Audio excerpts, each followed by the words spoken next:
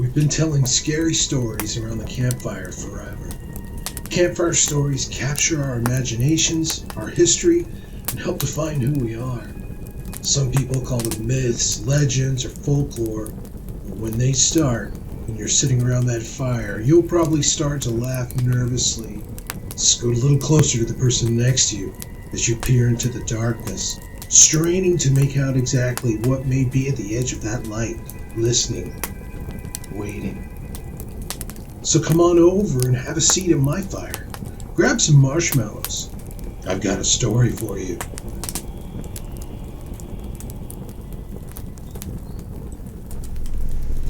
In the summer of 2012, 13-year-old Gerald Palmer was visiting his stepfather in the Sierra Nevada foothills in Central California.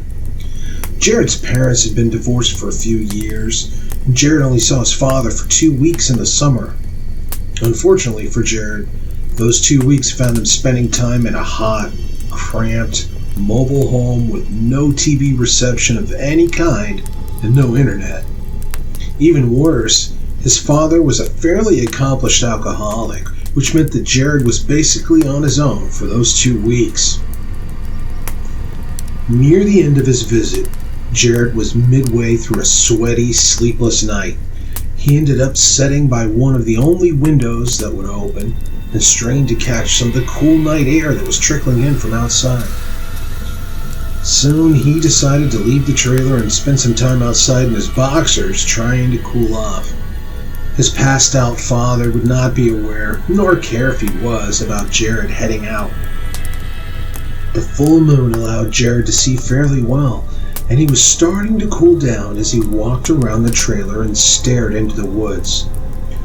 A small creek was flowing behind the trailer back there somewhere, and he was considering dipping his feet and head in the water when he saw a girl peeking out from behind one of the trees. He blinked and rubbed his eyes, but she was still there, probably 20 yards or so away, and she was staring at him. She seemed to be around his age, with long brown hair and a pretty face, and as she stepped out from around the tree, Jared could see that she was completely nude. His breath stopped and his heartbeat quickened as she slowly walked toward him and smiled. "Stay with me," he heard her say, and she opened her arms. Jared meant to ask her who she was, but he couldn't quite manage to form the words. His senses were overloaded by this amazingly beautiful naked girl in front of him, walking towards him, arms wide.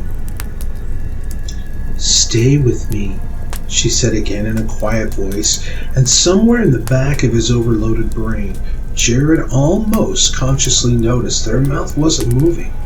But he heard her again. "Stay with me."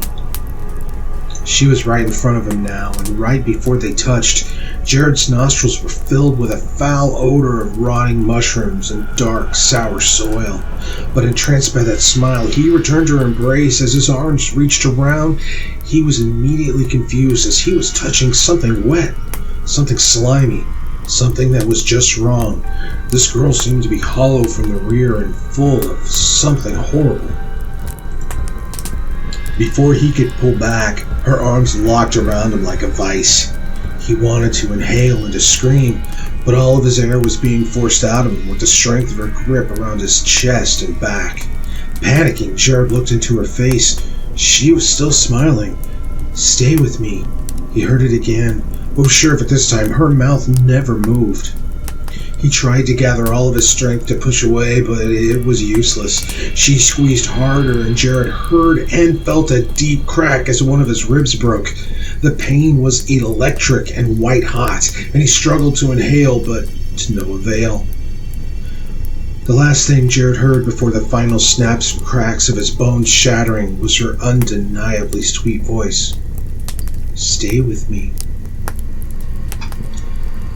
I'm not sure if you've ever walked alone in those Sierra Nevada mountain forests on a summer night under a full moon, but if you do, maybe keep an eye out for an overly friendly and severely underdressed girl. She has a warm embrace for you. She just wants you to stay. Once again, I want to sincerely thank you for stopping by and watching Campfire Tales. If you enjoyed the experience, please hit like and subscribe. Let me know in the comments what strange experiences you have had in the woods at night, alone. Thanks again, and I hope to see you next time. I'll have the fire and another tale ready to go.